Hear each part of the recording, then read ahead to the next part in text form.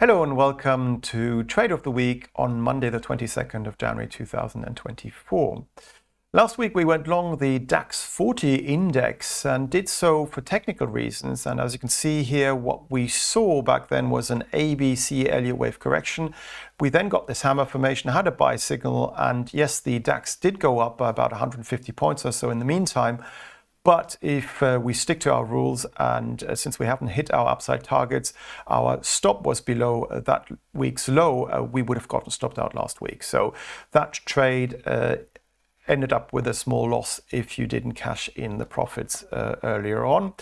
And what I should have perhaps done instead, just stick with US markets such as the S&P 500, because basically, as you can see here, we had a similar pattern, but we did in fact then rally very, very strongly and took out all our previous highs, rallied above the January 2022 highs, and made a new all-time record high with regards to the S&P 500.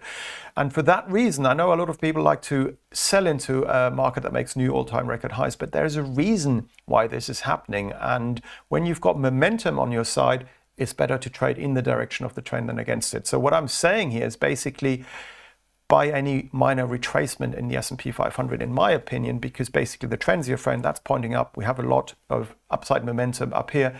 And what I would do for this week's trade of the week is probably go long the S&P 500 on a minor retracement lower towards the January 2022 high around 4,824 with a stop loss just below last week's low at 4,714 and an upside target around the 5,000 mark. So this week's trade of the week is to go along the S&P 500 around current levels with a stop loss below last week's low and an upside target just below the psychological 5,000 mark around 4,980, for example.